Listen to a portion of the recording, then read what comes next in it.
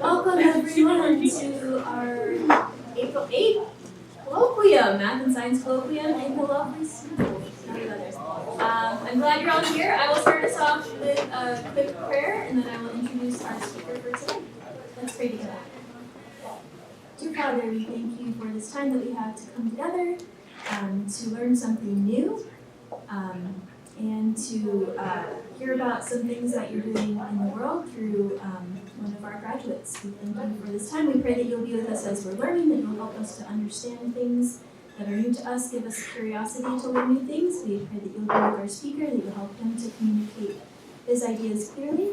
And as always, we thank you for your ever-present grace and love for us. Amen. All right. So I'm very excited that our speaker today is Dr. Tim Coetzee, who is a graduate of Houghton from 1986, and he's currently the president of the National MS Society. You've all heard, I'm sure, of MS, and you might even know somebody who has it, so this is obviously important work that he's taking part in, and I'm very excited to hear more about his journey. And the plan is that he'll give a prepared talk with some slides, but then there will be plenty of time for questions at the end. So as you're listening, if you have things like, oh, I want to follow up on that, I want to ask a question about that, maybe jot those down because you will have a chance to ask questions at the end. And after we are dismissed at 12:20, if you have more questions or you want to talk to him individually, he said he's happy to stick around a little bit afterward as well. So feel free to stick around if you don't have class, but don't skip your class if you have a class, and chat with him a little bit more. So with that, here's Dr. Coetzee.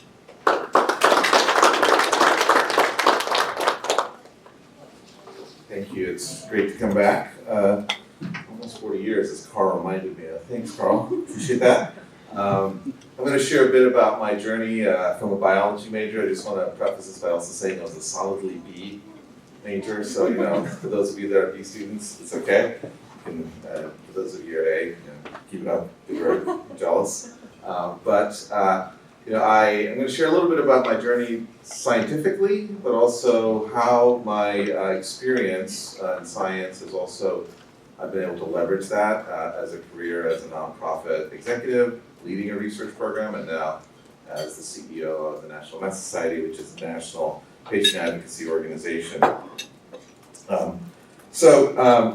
This is a map of the institutions that I have been associated with. So I graduated from Houghton in '86, came here imagining I started out actually as pre-med. Thanks to the pre-med practicum, discovered that medicine is not my thing. I can answer why if you'd like later, and it wasn't the blood. That was fine. Other reasons, but I got really interested in research and did an honors project there under the supervision of Dr. Monroe, and actually Dr. Young was on my thesis committee back then, so I understand he's still around.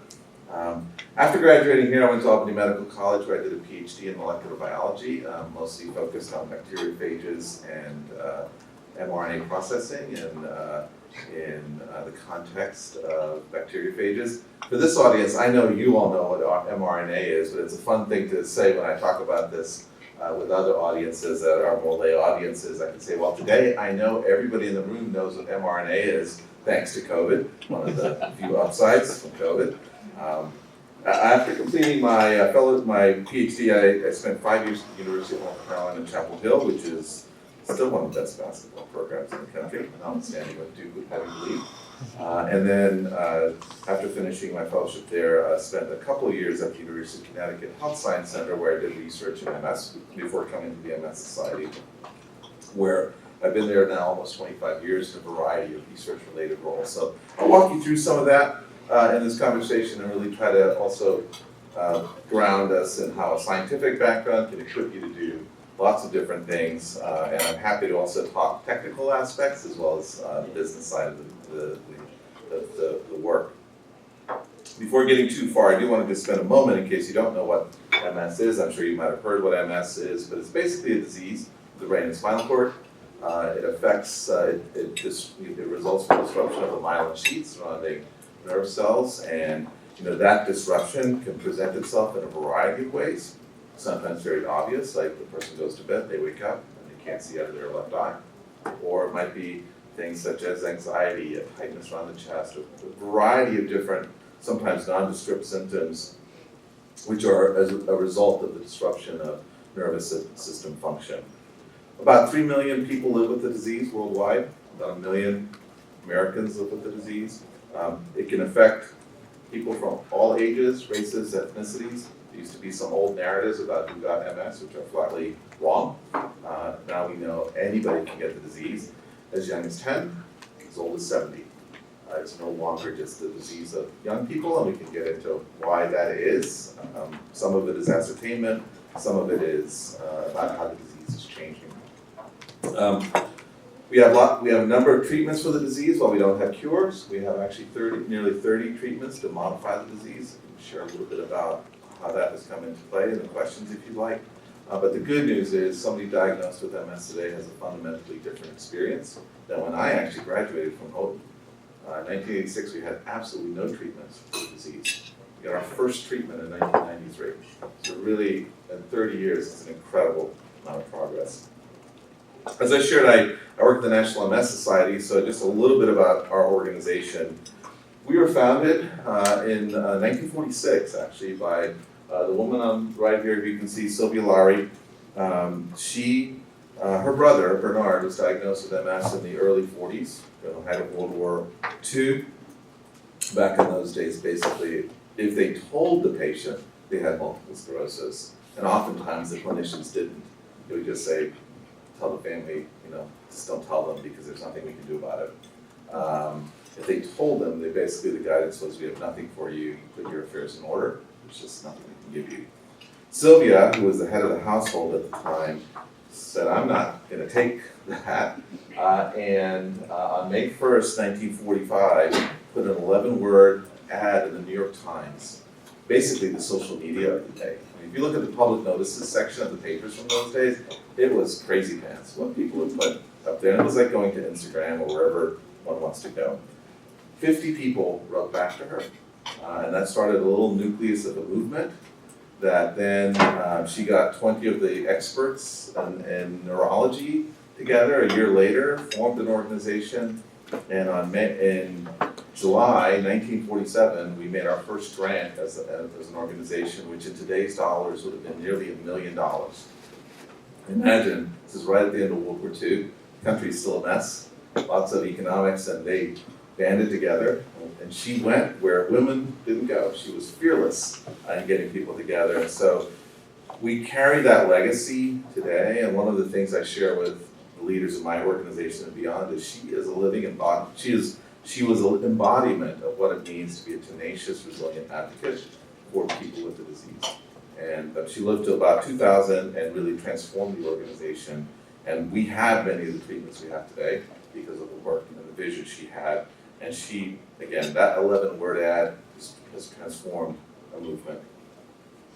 And so I am proud to be part of this organization. And I'm going to share in the next few remarks just some of the inflection points in my journey scientifically that have informed the work that I do today. So this is just another bit of my journey. So as I said, I got a PhD in molecular biology studying actually catalytic self-splicing mRNAs, bacteriophage T4. Really obscure topic, but it's kind of fun today when people talk about things like CRISPR and treatments that involve antisense oligonucleotides. All of that was part of what was happening in the 90s when I was a grad student. And some of those early talks when we'd go to meetings, there were people like, why does anybody care about obscure RNA editing in this very obscure bacteria? Well, today little boys are getting treatment for spinal muscular atrophy because of things like antisense therapy, CRISPR technology. And so it's a great testament about how an environment and being engaged in an environment can be inspiring. My postdoc, after studying quite a bit about catalytic mRNA, I got an interest in neuroscience, so I left bacteria. I'm still a member of the RNA world, as we like to call ourselves, very passionate about mRNA. But for my postdoctoral fellowship, I was interested in studying RNA transport in the brain. I ended up not working on that at all. I actually ended up working on the lipids that form the myelin sheath. And I made a bunch of transgenic animals that explored what happens when you don't have these very specific fat molecules in the brain. Turns out you need them, which from a communications point is great, because when I'm giving talks, I tell people, yes, when I was a fellow funded by the MS Society, I was studying fat in the brain. Why would anybody want to study fat in the brain? And it turns out you need those fats in the brain, because without them, your brain doesn't function properly. It's a great communication device, and it is one of the things that Houghton helped teach me, was how to use communication devices to get the attention of your audience. I can go on and on about myelin lipids. We can in the question if you'd like. I'm pretty certain I'd put you to sleep if we did that. But I published quite a bit coming out of that, and that set me up for about a 2-year tenure track type of faculty position at University of Connecticut Health Science Center. It was in those settings that I got connected with MS, got to know what MS was about, and got to understand what it means to do work in an area that has a connection to human disease. Up until working at UNC and at UConn, I had not really worked in an area where it was actually, you could see the tangible effect on people. When I met people with MS, I then got to see, okay, this research actually affects people, it matters. And so I certainly encourage, as you have an interest in sort of different disease areas, to get connected with the organization, because seeing people affected by the disease really helps bring the work you do to life. And then, as I said, I've spent the last almost 25 years at the National MS Society in a variety of different roles, mostly in the research area, managing our grants, our fellowships, but have had an opportunity to really put my scientific background to work.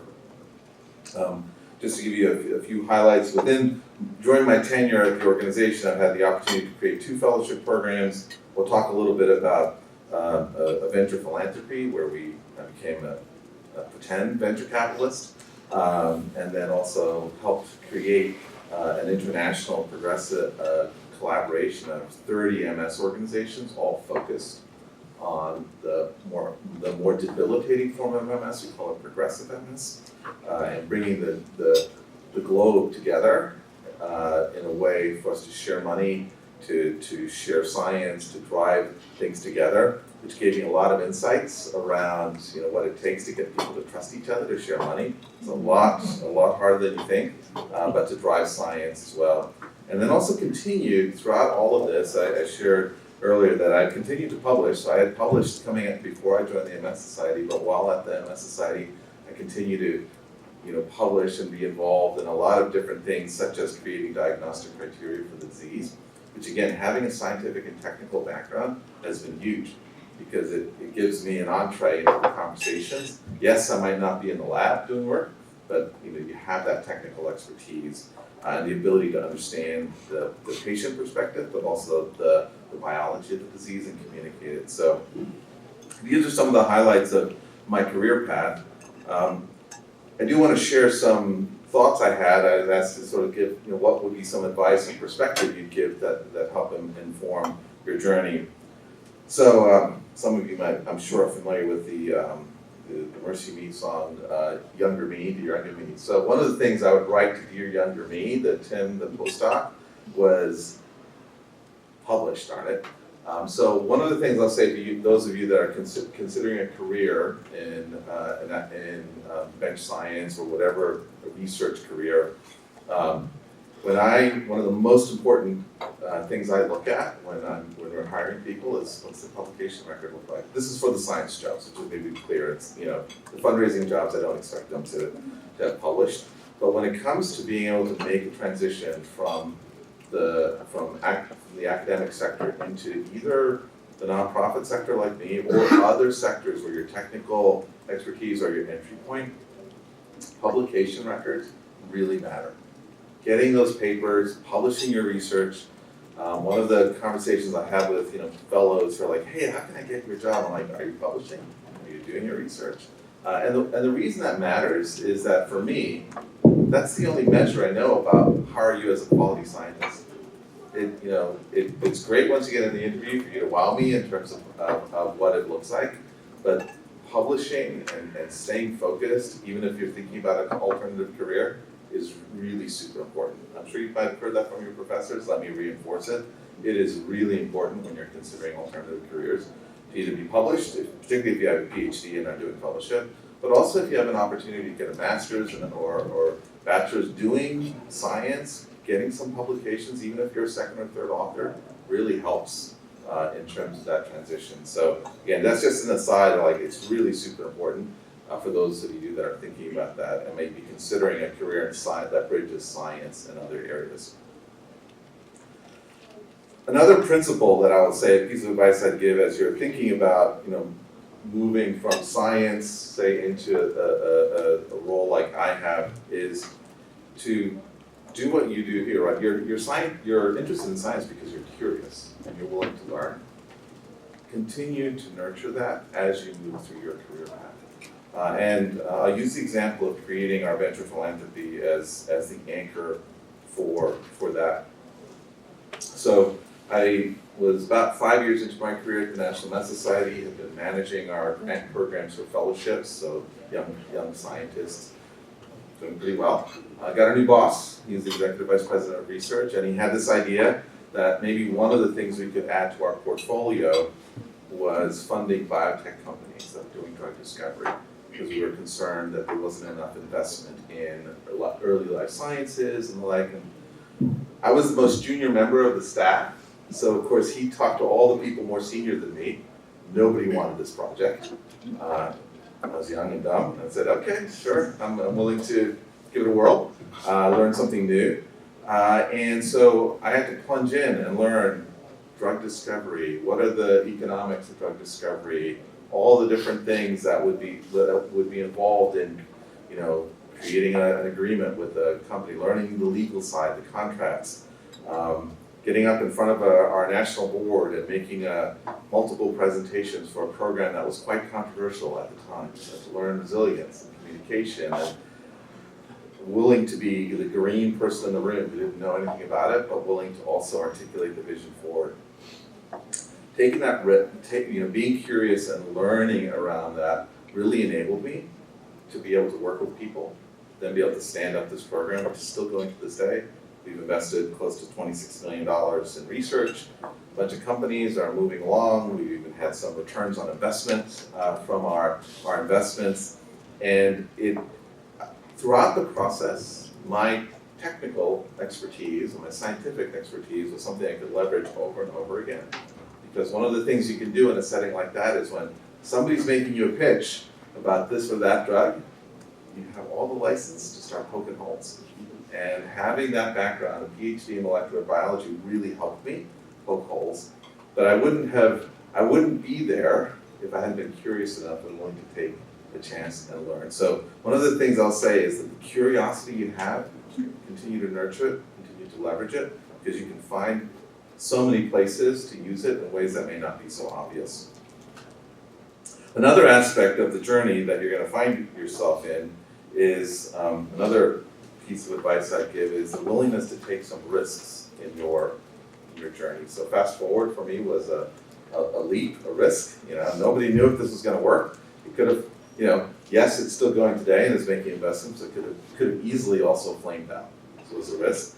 But when you're transitioning, you need to be able to be willing to learn. Another anecdote I'll give is I was chief scientific officer of the organization at the time, and this little cartoon illustrates the various mission areas of the National Multiple Society. So I was focused on the brown, driving research towards a cure. The other areas around advocating for the disease, supporting people, being out in the community, those were all led by other leaders of the organization. And the CEO came to me and said, I think you could actually lead all of this. You could be our chief mission officer, and take a swipe at integrating all these things we do. The challenge is, I only knew I didn't read. I really didn't know much about advocacy. Really, patient support programs, that was all done by other people who knew it. And then being out in the community, talking to doctors, I did a little bit of that. advocating, doing things like the COVID vaccine guidance. That was completely new to me. But again, one of the things I'll say for a trajectory like the one I've had the privilege of being part of, the willingness to take a risk and to go where perhaps your manager sees possibility for you, but you don't see for yourself, is something that's super important. Really, really important. Because sometimes they will see past. I had a lot of sort of self-limiting ideas about what I thought I could do. I thought, well, I'm a scientist. I don't really know how to do patient support. I don't know how to do these things. What I learned in going through this is that, for us to be effective at having NIH funding for MS research, I actually need to learn and understand what it takes to sit across from a congressman and be able to advocate. Understand what it takes to rally a group, 10, 15,000 activists to go up on Capitol Hill to be able to do what they need. That's what I learned. And the beauty was that with a PhD and a background in MS research, you start already with some pre-qualification to get in the door. And so it's the willingness to take some risk. I could have said no to that, but I didn't. And today we continue to have an integrated approach. But I would encourage you, as you think about your career trajectory as a scientist, say you're thinking about leveraging your science in other areas, being willing to take risks puts you in proximity and gives you the opportunity to do things you may never have seen before.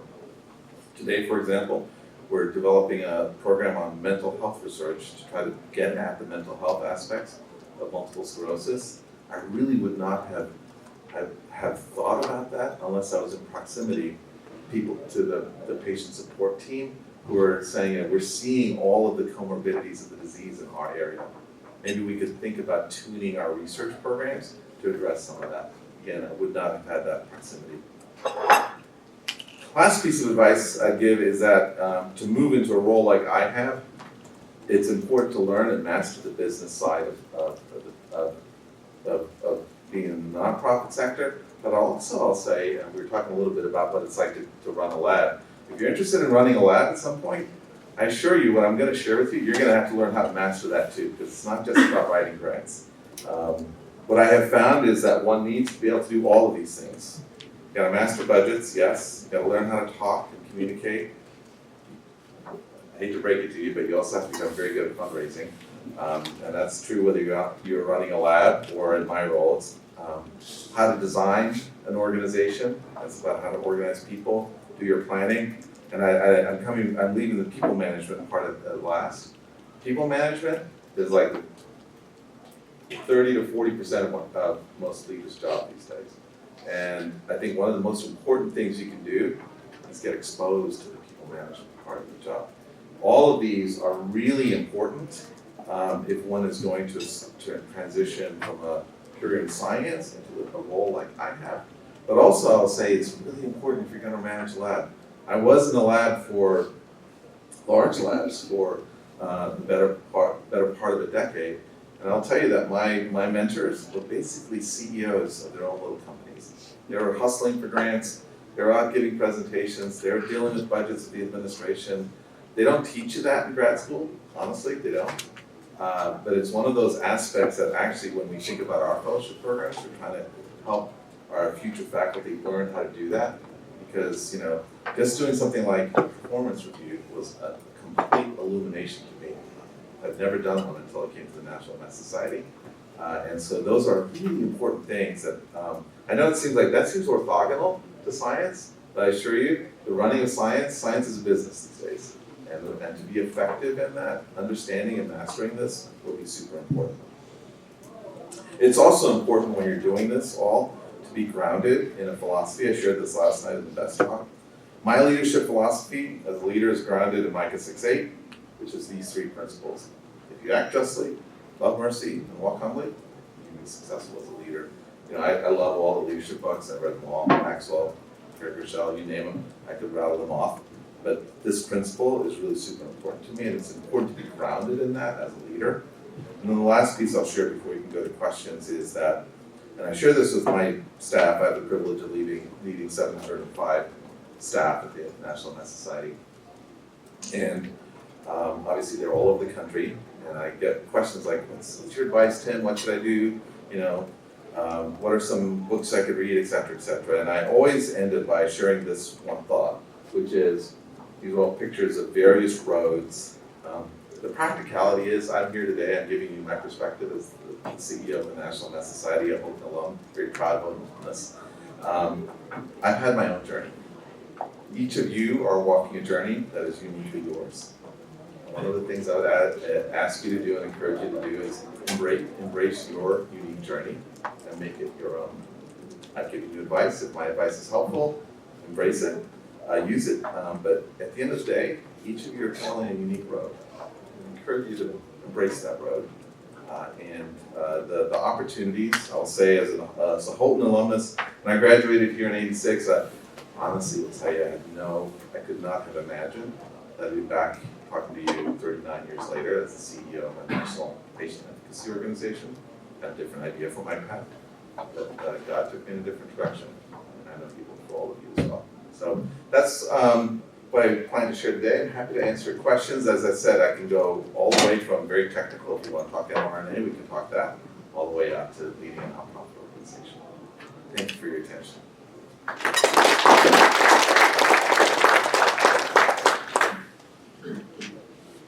right, open the floor for some questions.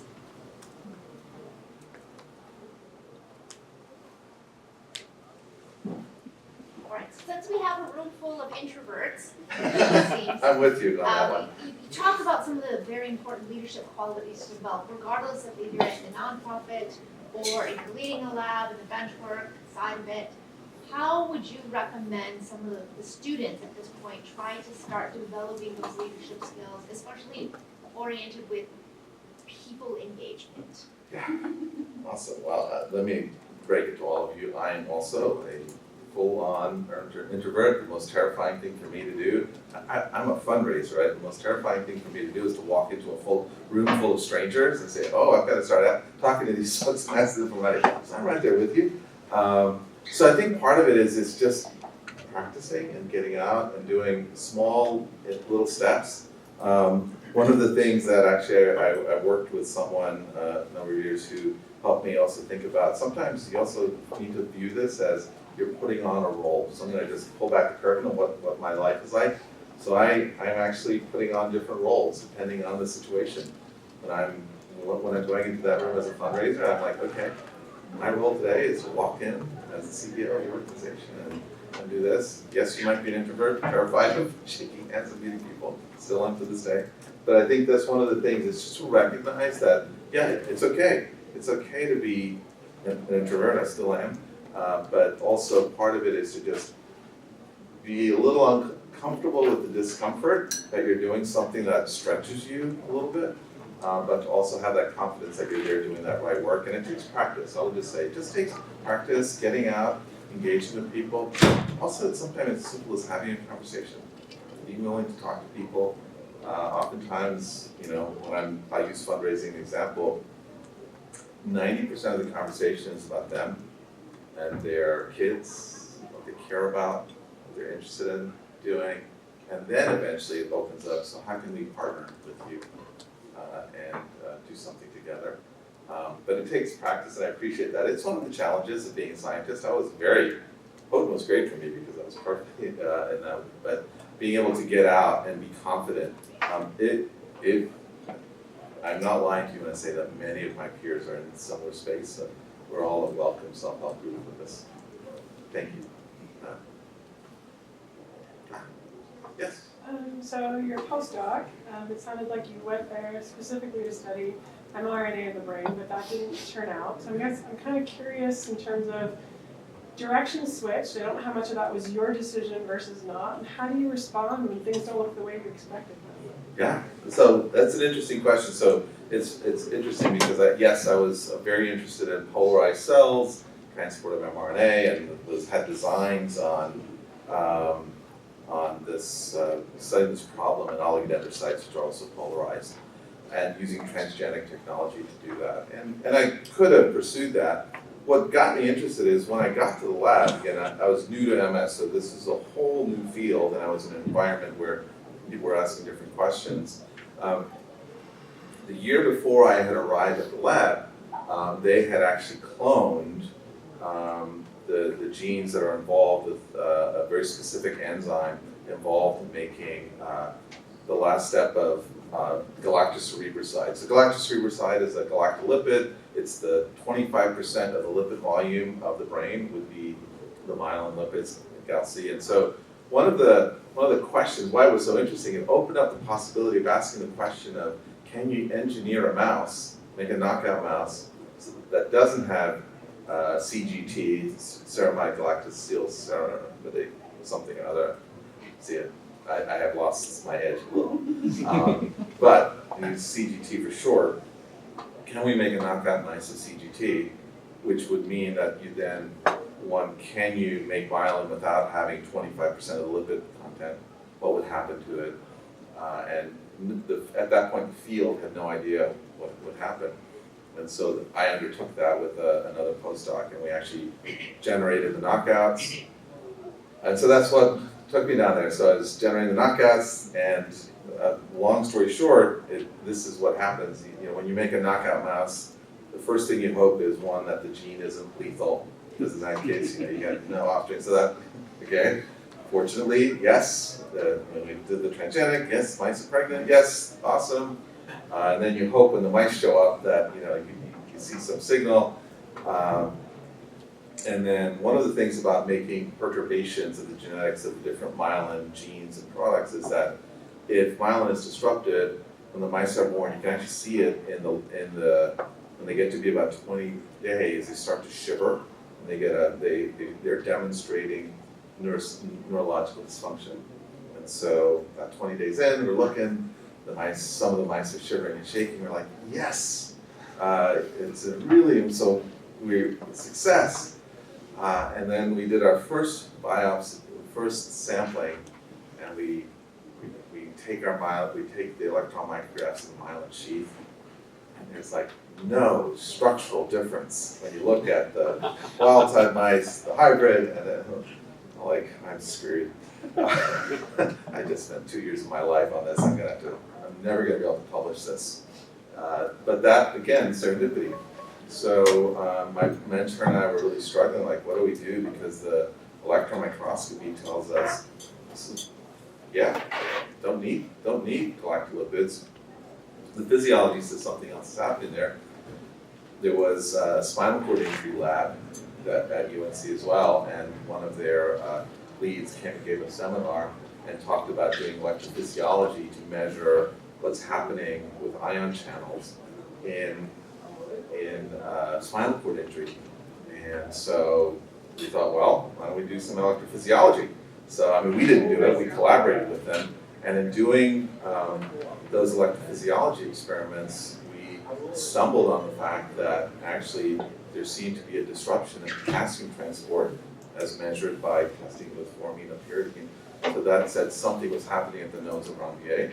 So then, instead of looking at the spinal cord in transection horizontally, we went longitudinally, and were able to see that what was happening was that the absence of the lipid was completely disrupting the way that the myelin sheath interacts with the axon.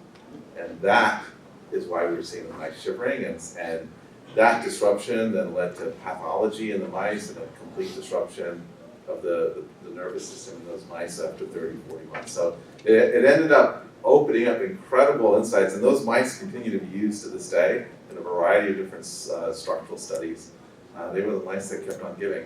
But it was, I'll just share it. That was the terrifying aspect of it. You went into it not knowing if the knockout was going to work. And, there are these uncertainties along the way. But it was really, I'm very, as you can tell, I'm still pretty passionate and proud of that work. And it set me up. That was the entree for a lot of the work. I should acknowledge that work was also funded by the MS Society as part of my 3-year fellowship. Thank you. Yes, a couple questions. Go ahead. So you did your initial research at Albany Medical College, and I'm just curious whether, the medical school, how was that, very separate from your research, or were you working alongside medical students? Yeah. So So I was part of the microbiology in the PhD program with microbiology and immunology program at the time. I think now it's neuroscience or something like that. So yeah, there were med students in the lab. I TA'd with med students. It was definitely a different educational experience with med students back then than it is today. But then I ended up, actually, my mentor was at the New York State Department of Health, actually, which has a very robust research enterprise. Now they actually have the New York State School of Public Health based out of there. But back then, the Wadsworth Center and had a really robust, and still to this day, research program, sort of like a mini NIH. So it was in that environment. So I wasn't as exposed to medical students once I started working over at the Wadsworth. It was mostly graduate students and postdocs all working on different aspects of molecular biology. It was a great for me being in that environment of genetics. It was very intense sort of bacterial genetics. I learned all about the power of using bacteria to ask really important scientific questions. And still to this day it had left a mark on me in terms of the importance of that fundamental research. And I'm a real champion whenever I have a chance of saying, COVID, we were able to get rapid testing of people for COVID exposure by using PCR technology. The reason we have PCR technology is that people were studying why bacteria live at lava vents. If we hadn't made the investment by NIH of someone understanding how a bug can live at 100 degrees Celsius, we wouldn't have the PCR technology we have today. And so maybe when we're making these, questioning the wisdom of investing in fundamental science, many of the advances of today are from 40 years ago. So, sorry, I got out my soapbox about why it's important, but it's something that I say frequently because when people say, why shouldn't we just be focused on applied research? I'm like, yeah, we should absolutely. But if we didn't do some of these things, we don't even have the applied. So definitely encourage, there's always one of the interesting things is there's a lot of different areas and, applying it to human disease just takes some focus and attention. Thank you. Yes? As a person who graduated Houghton and went on to higher education, what advice would you have for students who want to go on to more education? Yeah. So first off, I'd say, continue, first of all, maybe let me clarify, you're thinking about a career in higher education or? No, and going on to a doctorate or stuff like that. Yeah, so one thing I'd say is that it's a challenging environment right now going into grad school, and a lot of that has to do with sort of the funding environment and the like. So first piece of advice is, yes, the current funding environment is more turbulent than it's been in my 40 years since I graduated, yes. But this will pass, it will pass, and that there will be continued opportunities for graduate students, and the fact is that most medical research happens today because grad students and postdocs are doing that work. And so being able to find a place that's a good scientific fit for you, that aligns to your interests, but also remaining curious about exploring new ways is really important. I do want to underscore if you're interested in pursuing a career in academic, life sciences research or other kind of research, publish. I cannot understate how important that is because, and I was not as focused on that as much as I should have been early in my career because those early moves and finding those papers and getting them published set the stage for your fellowship. They set the stage. That's a pretty competitive environment. So I don't say that as a negative. You all are some of the best students out there, but it also is important to really be, if that's your goal, to be very goal oriented in terms of where you're heading. And sometimes it means making some choices about what you're going to work on because you know that it can deliver on the publications. It is a challenging environment right now, but I don't let the turbulence in Washington stop you from pursuing that. There's organizations like mine that are out there that are stepping in to do what we can. Thank you.